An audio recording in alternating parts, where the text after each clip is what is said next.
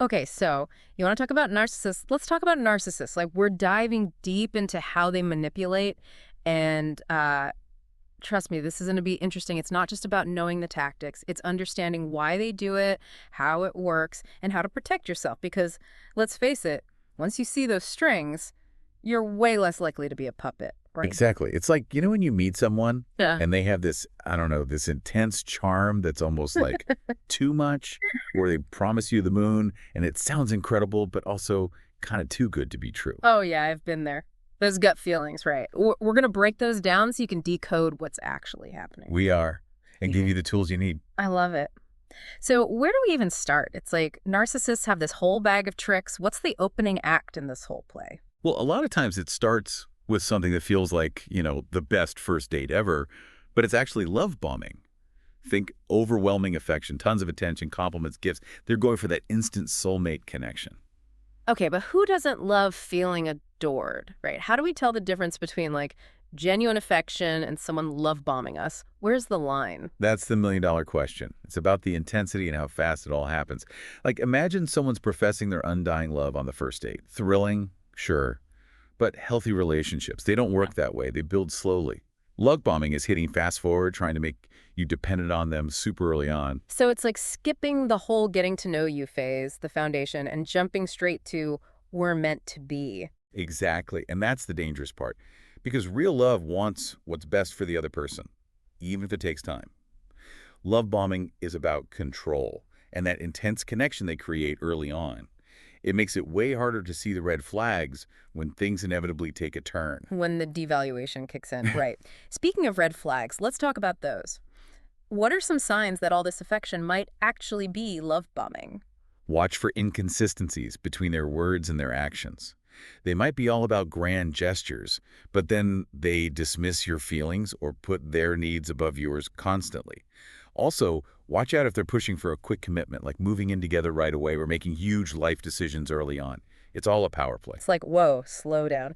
And speaking of control, isn't that what future faking is all about? It's like they've got this highlight reel of your future playing in your head. A very convincing highlight reel.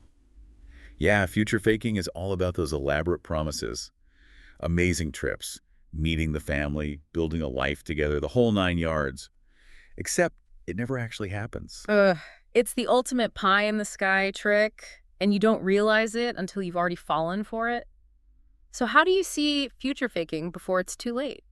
Again, look for the gaps between what they're saying and what they're actually doing. Are they just talking about this amazing future, or are there actual concrete plans? If you're always waiting for them to follow through, huge red flag.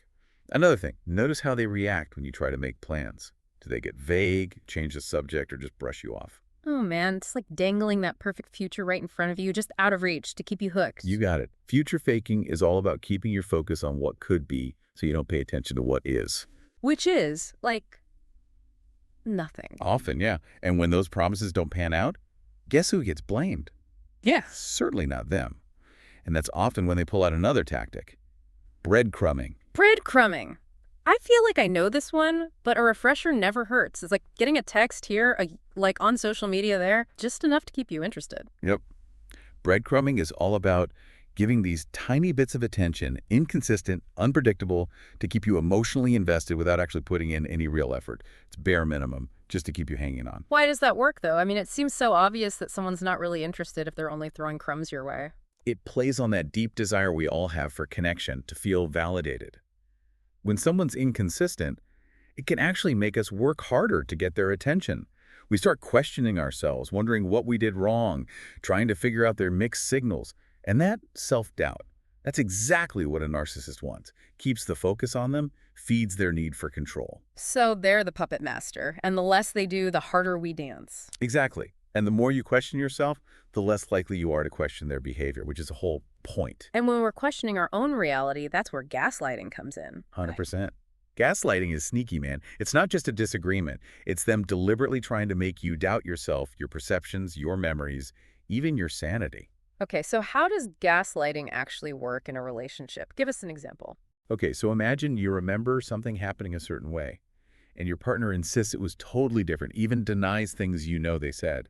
Or maybe they question your memory, tell you you're imagining things, say you're too sensitive when you try to stand your ground. And over time, that just wears you down, makes you doubt yourself. Exactly. It erodes your sense of self and you start relying on the gaslighter to tell you what's real.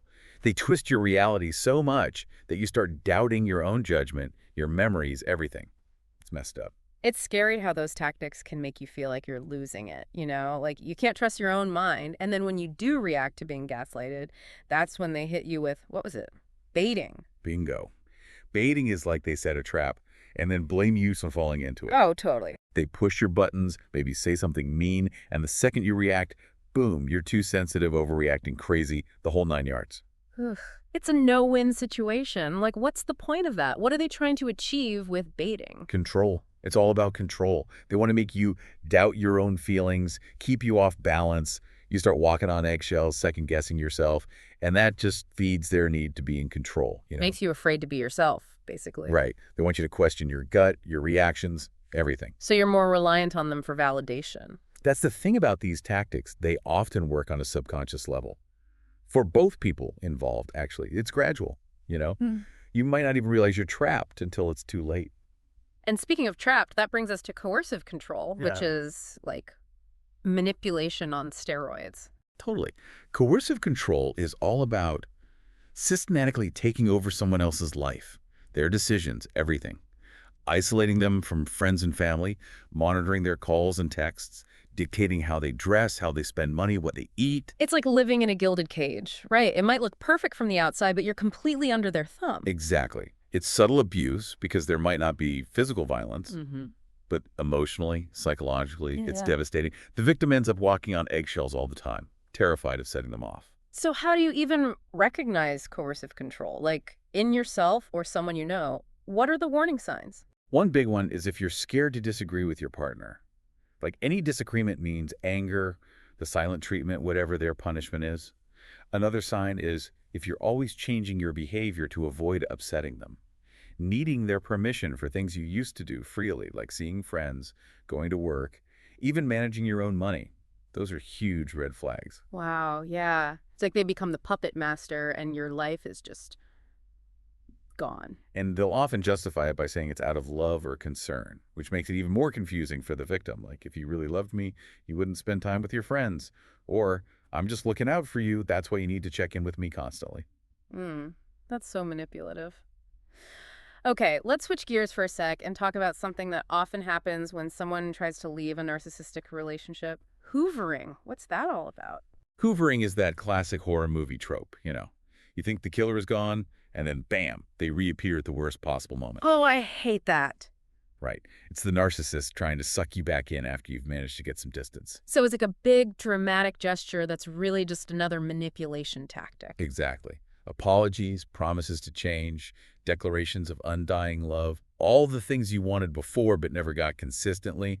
They might even try to play the victim, make you feel sorry for them. Ugh, anything to get you back under their control. Right. Hoovering preys on your empathy, your good memories, even your love for them.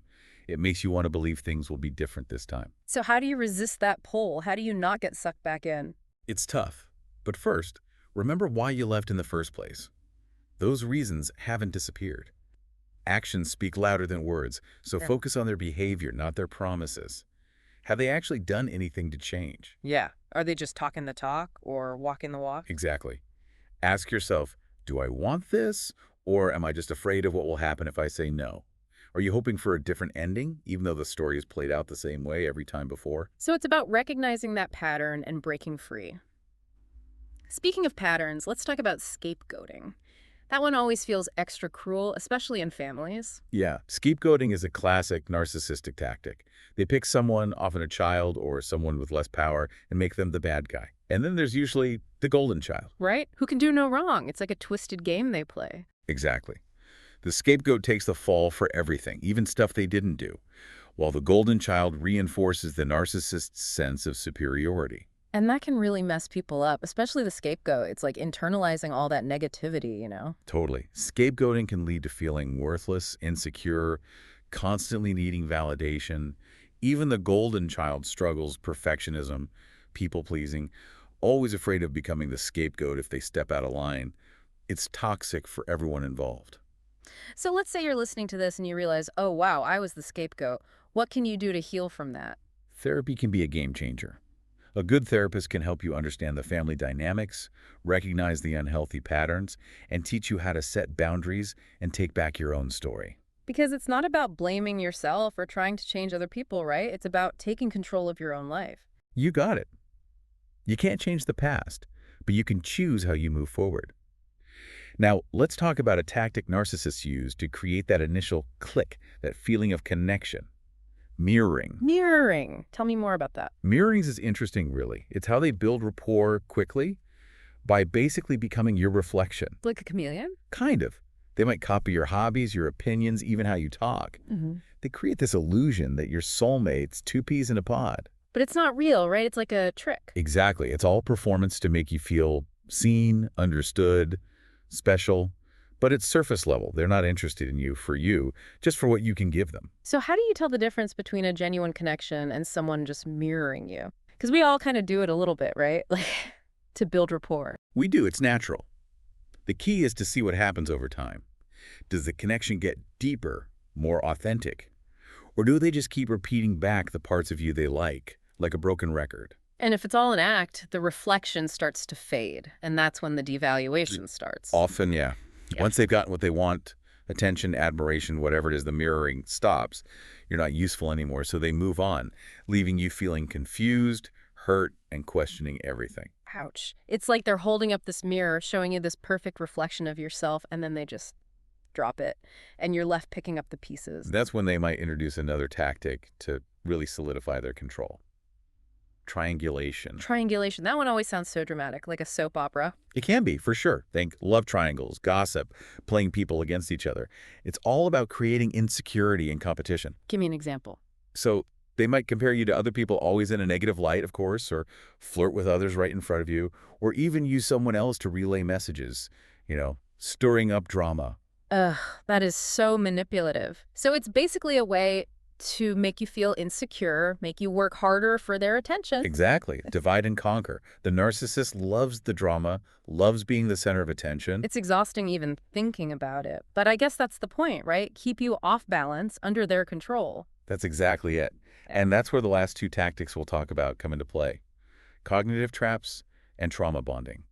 These are the things that can keep someone stuck in a toxic situation, even when they know better. Okay, so break those down for me. What are cognitive traps? Cognitive traps are like those mental shortcuts our brains take that feel logical, but they can lead to bad decisions. Right. Like, ever finish a terrible movie just because you're already halfway through. Oh my gosh, all the time, even when it's so bad. Right. That's the sunk cost fallacy in action. We stay in situations, even bad ones, because we've already invested so much time, effort, whatever, that we don't want to waste it. So with relationships, someone might stay with a narcissist because they've been together so long, they've put up with so much, it's like, I can't give up now. Exactly. They think, I've come this far, I can't walk away now. But sometimes, walking away is the bravest, healthiest thing you can do, no matter how much you've invested. It's about realizing your worth isn't tied to how long you've been in a bad situation. Yes. And that brings us to trauma bonding, which is like the glue that holds it all together. It's when you become emotionally attached to someone who's actually hurting you. Wait, how does that even happen? It's complicated, but it often comes down to how they mix positive and negative reinforcement. They can be cruel, manipulative, even abusive, but then they sprinkle in these moments of affection, kindness, these grand gestures that make you hold on, hoping for more. So it's like that experiment with the rats pressing the lever. They never know when the reward is coming, but they keep pressing anyway. Exactly. You're on this emotional roller coaster, constantly chasing the highs. Even though the lows are just as intense, you're conditioned to crave their approval, even if it's fleeting and based on nothing real. And that makes it even harder to leave because your brain is all messed up, associating love with pain, good times with bad. It's heartbreaking, honestly. Trauma bonding creates this intense attachment to the abuser, even when you know it's wrong. So how do you break free? Because it's not as easy as just deciding to leave, right? It's a process, for sure, and it often takes professional help. A therapist can help you understand what's going on, recognize those unhealthy patterns, and give you tools to reclaim your sense of self. Okay, so we're back, and we're talking about that moment when you suddenly see things clearly, right? Like you finally recognize those narcissistic tactics for what they are, manipulation. It's like a light bulb moment. You realize, wait, It's not me. I'm not crazy. I'm being played. It's like the whole world shifts. But then what? How do you actually dismantle those tactics and take back your power? Because it's not always easy to walk away, especially when there's trauma bonding or those sneaky cognitive traps. You're right. It's a process. It takes guts, to face it head on. And a good support system never hurts. One of the most important things is to start setting boundaries. Boundaries, yeah. Like, this is where I draw the line. Exactly. You decide what you will and won't tolerate and start small if you need to. Okay, so you set those boundaries, but how do you actually enforce them, especially with someone who's used to getting their own way? Consistency is key. It's Yeah. not a one-time thing. You have to enforce those boundaries every single time they're crossed, no matter what. And that might mean what, like walking away mid-conversation? Yeah, sometimes. Yeah. Or limiting contact, or even ending the relationship if that's what it takes. That's gotta be hard, especially if you still. It is tough, super tough.